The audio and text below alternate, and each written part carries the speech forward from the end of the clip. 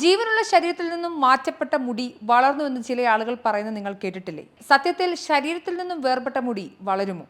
ഇല്ല എന്നതാണ് ഉത്തരം. കാരണം എന്തെന്ന് അറിയാം എക്സ്പ്ലെയിനറിലൂടെ.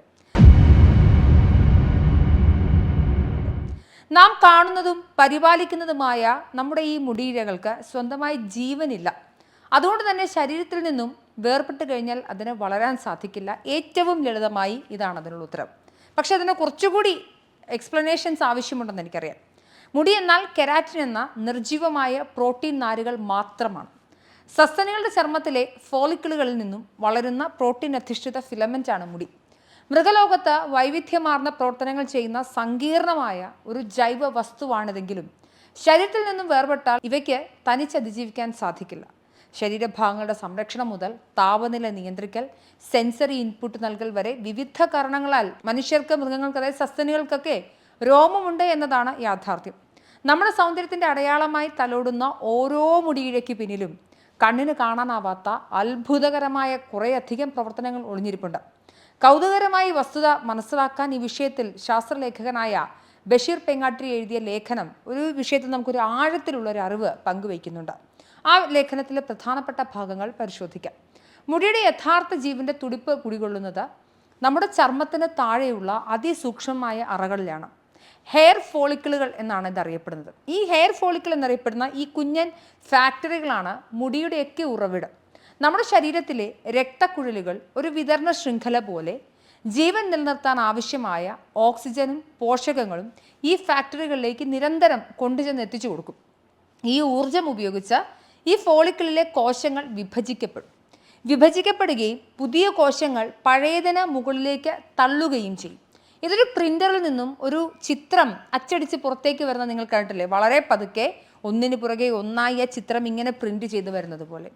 ഫോളിക്കിൾ എന്ന പ്രിന്റർ പ്രവർത്തിക്കുമ്പോൾ മുടിയുടെ എന്ന പേപ്പർ പതുക്കെ പുറത്തു വരുന്നുവെന്ന് നമുക്ക് ഏറ്റവും ലളിതമായി പറയും. ഇങ്ങനെയാണ് മുടിക്ക് സ്വാഭാവികമായി നീളം വയ്ക്കുന്നത്. എന്നാൽ ഒരു മുടിയിഴ കൊഴിഞ്ഞു പോകുമ്പോഴോ അത് മുറിച്ചെടുത്ത് മാറ്റുമ്പോഴോ എന്ത് സംഭവിക്കും? അതിന് ജീവനും ഊർജവും നൽകിയിരുന്ന ഫാക്ടറിയുമായുള്ള അതിൻ്റെ പൊക്കിൽ കൂടി ബന്ധം എന്നത്തേക്കുമായി മുറിഞ്ഞു പോകും. അതോടെ ഈ പോഷകങ്ങളുടെ പ്രവാഹം നിലയ്ക്കുകയും ആ പ്രത്യേക മുടിയിഴയുടെ വളർച്ചയുടെ കഥ അവിടെ കൊണ്ട് അവസാനിക്കും. അത് പൂർണ്ണമായും നിർജീവമാകുന്നു, പൂർണ്ണമായും അതിന് ജീവനില്ലാതെയാവുന്നു. പ്രിന്ററിൽ നിന്നും വേർപെടുത്തിയ ഒരു പേപ്പറിന് സ്വയം നീളം വയ്ക്കാൻ കഴിയില്ല. അതേപോലെ തന്നെയാണ് ശരീരത്തിൽ നിന്നും വേർപെടുന്ന മുടിയുടെ അവസ്ഥയും. അതേസമയം ചർമ്മത്തിനടിയിലെ ഫാക്ടറി, ഞാൻ നേരത്തെ പറഞ്ഞ പ്രദേശത്തിന് ഒന്നും സംഭവിക്കുന്നില്ല. അതിന് പുതിയൊരു വളർച്ചാഘട്ടം തുടങ്ങി മറ്റൊരു മുടിയിഴയെ ഉൽപ്പാദിപ്പിക്കാൻ കഴിയും. പ്രിന്ററിന് പുതിയൊരു പേപ്പർ അച്ചടിക്കാൻ കഴിയുന്നത് പോലെ തന്നെ സംഭവിക്കും. മരണശേഷം മുടി വളരുന്നു എന്നൊരു ധാരണ പല ആളുകൾക്കുമുണ്ട്. യഥാർത്ഥത്തിൽ ഇതൊരു കാഴ്ചയുടെ കൺകെട്ട് വിദ്യ മാത്രമാണ്. മരണാനന്തരം ശരീരത്തിലെ ജലാംശം ഒക്കെ നഷ്ടപ്പെടും, അല്ലേ? അപ്പോൾ ചർമ്മം ഉണങ്ങി ചുരുങ്ങും.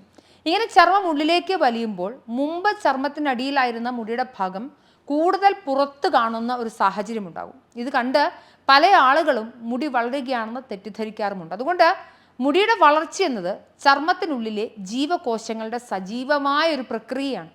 ശരീരവുമായുള്ള ബന്ധം നഷ്ടപ്പെട്ട ഒരു നിർജീവ പ്രോട്ടീൻ നാര് മാത്രമാണ് വേർപെട്ട ഓരോ മുടിയുടെയും. അതിന് തനിയെ വളരാൻ സാധ്യമല്ല എന്നത് അടിസ്ഥാനപരമായ ജീവശാസ്ത്ര സത്യമാണ്. അതുകൊണ്ട് ഇനി ആരെങ്കിലും ശരീരത്തിൽ നിന്നും വേർപെട്ട കേശം അത് വളർന്നു 1/2 സെന്റിമീറ്റർ 1 സെന്റിമീറ്റർ എന്നൊക്കെ അവകാശവാദവുമായി വന്നാൽ അംഗീകരിക്കരുത്. നാം കാണുന്നതും നമ്മളിപ്പോൾ പരിപാലിക്കുന്നതുമായ ഈ മുടിയിഴകൾക്ക് സ്വന്തമായി ജീവനില്ല.